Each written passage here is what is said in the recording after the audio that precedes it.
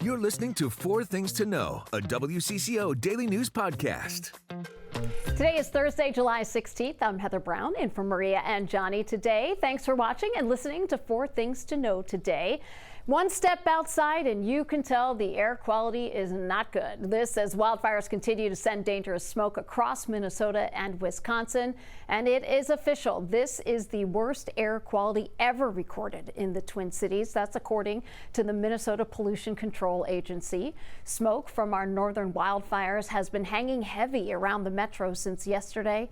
There are at least 17 wildfires burning in the Boundary Waters and Superior National Forest, and that smoke has now made its way to the Twin Cities. The MPCA says that everyone should avoid outdoor activity as much as possible today.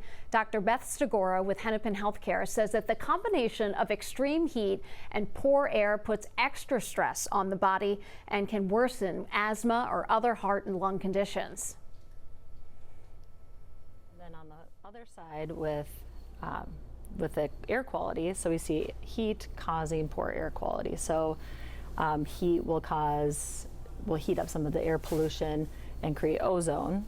Those molecules are larger molecules and they do enter into our lungs and irritate our lungs. So for folks who have asthma, COPD, things like that, that'll be really irritating to them. Now, a couple of things that you can do today to ease this impact. The experts recommend stay inside, keep your windows closed, drink plenty of water, and run an air purifier if you can. Now, this air quality alert is in effect through Friday morning, and of course that could extend depending on the conditions up north. We'll be sure to keep you updated. Number 2, investigators in the South Metro, they're asking for your help. This is to find a hit-and-run driver who killed a 13-year-old boy. This happened in Farmington. Police say that they're looking for a black 2008 to 2011 Ford Focus with front-end passenger side damage and a missing passenger mirror. Police say the 2 boys on bikes, they were crossing a busy stretch of highway. This was about 9:45 on Tuesday night. That's when one boy was hit and killed by a westbound driver who left the scene. Police say bystanders and first responders immediately stepped in, but the 13-year-old boy from Apple Valley died.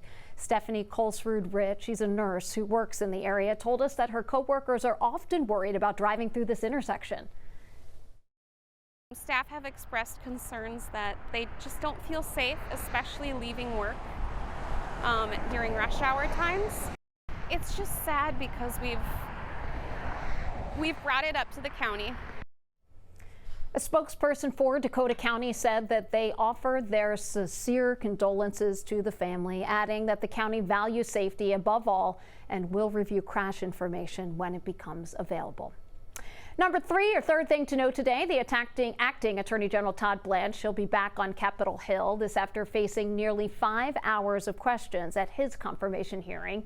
In testifying before the Senate Judiciary Committee, Blanche, who is the president's former personal lawyer, he acknowledged that, quote, mistakes were made during the release of the Jeffrey Epstein files. Blanche apologized to survivors whose personal information was not redacted. And number 4, citizens can start weighing in on the renaming of St. Paul Cesar Chavez Street. This was named, of course, after the famous labor leader.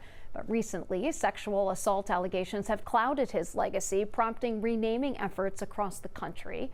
Meetings to discuss that name change, those will take place today, then again on July 25th, and again on the 28th. West Side residents and property owners get to vote on a new name in August. And in your bright spot, the Minnesota DNR wants your help designing a state park license plate. So the theme here is North Shore and the Lake Superior Agate. You don't need any experience. Anyone who loves the outdoors can compete.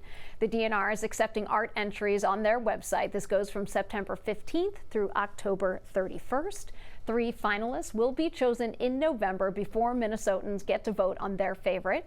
That winner will then be announced in mid-December, with license plates being available for purchase in January. I'm Heather Brown, and this has been 4 Things to Know. Thanks so much for tuning in. Once Maria returns, we will return to our regular format. Have a great rest of the day. I'm Maria Lizignoli, and this podcast comes to you from the WCCO podcast studio. I'm Johnny Connor, and this is where you'll find the latest news of the day with us on 4 Things to Know. I'm Mariel Mose, and I bring you the stories behind the female athletes redefining the game on Women in Sports. I'm Adam Duxter. Join me for a deep dive into faith and what it means to Minnesotans around the state on Bigger Than Belief. Stay in the know on the go with the WCCO Podcast Studio. Go to WCCO.com/podcasts.